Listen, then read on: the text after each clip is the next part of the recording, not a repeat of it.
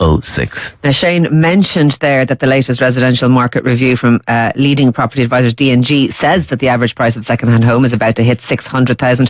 And for more on housing in general, I'm joined now by Marian Finnegan, Managing Director of Sherry Fitzgerald. Good morning to you, Marian.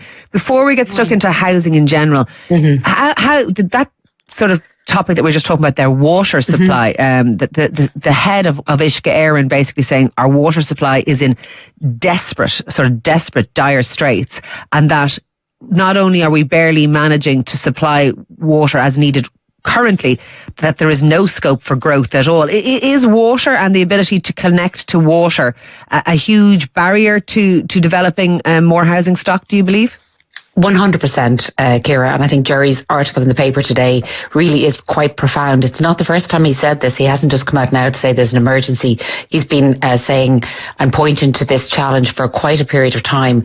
Everything to do with the supply of housing needs to be considered in one entity. So whether it's the road supply, the water supply, the electricity supply, all of the factors that allow us to deliver a very significant increase in housing supply have to be considered as one single problem. And the water supply is absolutely critical, and to say that we are surviving on a single pipe of water coming into Dublin is really frightening. A single pipe coming into Dublin supplies 40% of Dublin houses with water. That strikes me, and considering the size of the capital and the size of the population of capital, that does seem extraordinary.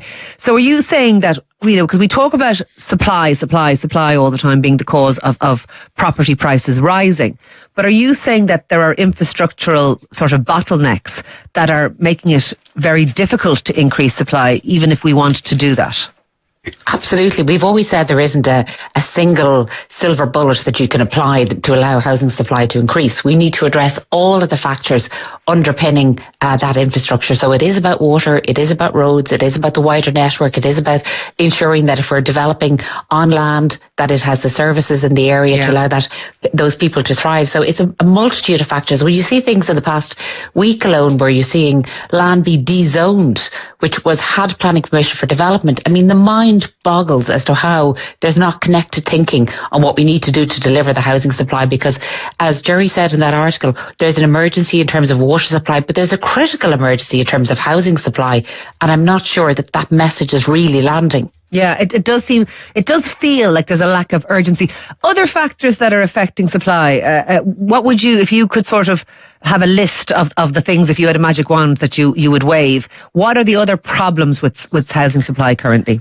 It's all the things that I've just said in terms of the infrastructure behind the housing market. And then I think there's also a singular focus on delivering housing for first-time buyers. And if you go back over the last 30 years, every time we talk about housing supply challenges in Ireland, we talk about first-time buyers. But we have a critical shortage in the rental market, and we have a massive shortage for people to trade down from their existing accommodation. So we have an underutilisation of the physical stock of housing in Ireland today, and we're not planning to address that into the future.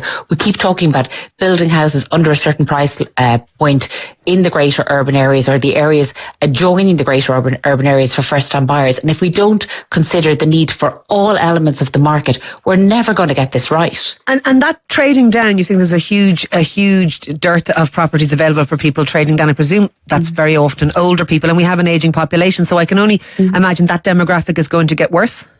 Exactly. That need is growing with every passing year that's there. So you'll find, and there was a report last year, I believe, from the SRI where they looked at occupancy levels of standing stock versus occupancy levels, for example, in emerging areas like the rental market. So you see an over-occupied rental market and a totally underutilised standing stock, 4 or 5 bedroom houses but 1 or 2 people in it. And that's because people don't have choice. Whenever we talk about that, we always get texts coming in saying, I'm not being forced out of my home. Absolutely. But that's not what we're talking about at all, is it? No. We're talking about for people who would like to trade down, maybe release some equity from their homes and that kind of thing. They don't have the option. No one is going to be forced out of their homes. No one will be forced out. It is about giving people choice. And if there is no choice, then you're stuck where you are. And there are a whole load of people who don't want to move out of their homes.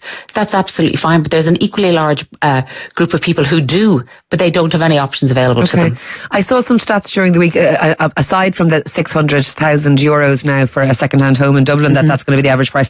It takes 5 years for a couple to save for a deposit. This is unless the bank of mum and dad or whatever step in. 5 years for a couple to save for a deposit for a house now currently. or 21 years if you wanted to buy a house in Dunleary. What is the situation with some areas being so much more expensive than others? Is it always going to ever be thus?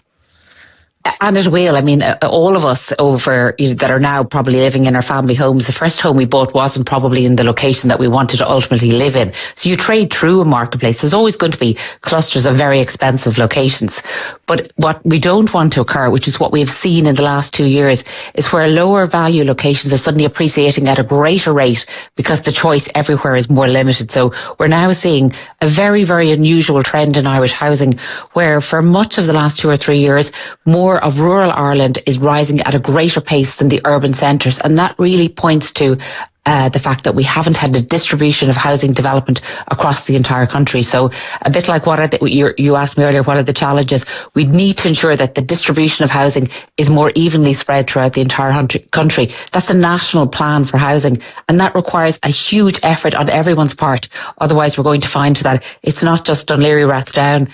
It's the entire country that is becoming unaffordable for first-time buyers. Absolutely. Look, thank you very much, as ever, for joining us this morning on all of that. That is Marian Finnegan, Managing Director of Sherry Fitzgerald. Loads of people texting in, Shane, on housing. Yeah, it's quite extraordinary that for decades we've been building houses without water collection systems, says a listener. Another listener says, there may be no votes in water, but there is in cheaper houses, which the government could have invested in. It's not as if we're not paying enough tax. So price of housing goes up after water is sorted. It's because we've no roads. Another tax, I suppose, says this listener. Do keep your text coming in on that and everything else this morning here on Newstalk Breakfast. Now 16 minutes past